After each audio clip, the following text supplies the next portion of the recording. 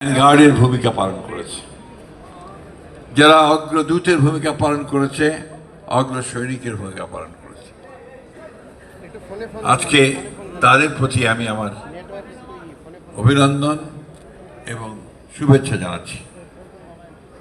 ঢাকা বিশ্ববিদ্যালয়ের টিএসসিতে এসে যখন ঢুকছিলাম কিছুটা আবেগে আপ্লুত হয়েছিলাম, এই জন্যে দীর্ঘকাল পরে ঢাকা বিশ্ববিদ্যালয়ের ক্যাম্পাসে আসার একটা সুযোগ হলো এবং সেই সুযোগ করে দেওয়ার জন্য ছাত্রদলকে আন্তরিকভাবে ধন্যবাদ। আমরা অনেক পুরনো মানুষ, এই আর্টস ফ্যাকাল্টি যখন তৈরি শুরু হয় তখন আমরা ঢাকা বিশ্ববিদ্যালয়ের ছাত্র, সুতরাং সহজেই বুঝতে পারছো যে আমরা অনেক পুরনো মানুষ।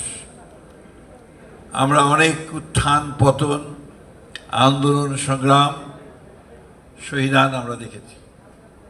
আমরা একটি রাষ্ট্রের অবসান দেখেছি, আর একটি রাষ্ট্রের সূচনা দেখেছি। আমরা একটা মুক্তিযুদ্ধ দেখেছি।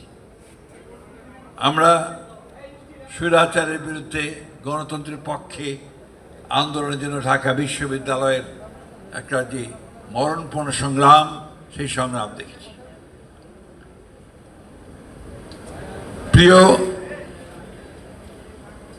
সহকর্মীবৃন্দ, বলছি এই জন্যে যে আমরা সবাই একসাথে কাজ করেছি। আজকে দীর্ঘ সংগ্রামের পরে জনগণকে তার ক্ষমতায়নের জন্যে, তার গণতান্ত্রিক অধিকার ফিরিয়ে যাওয়ার জন্যে আমরা দীর্ঘকাল লড়াই করেছি।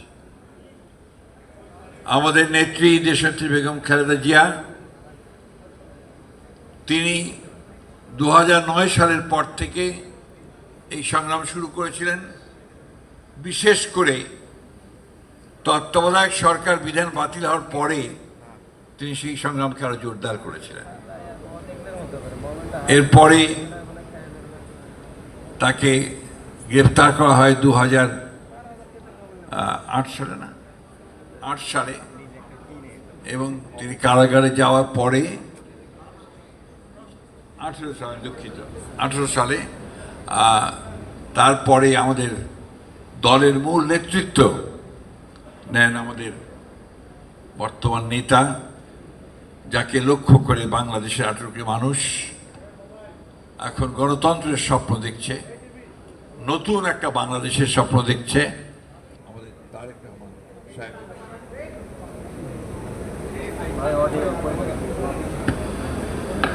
এসেছে।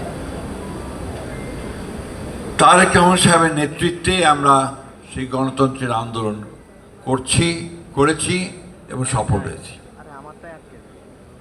আমি অতীতের আলোচনায় খুব বেশি যাব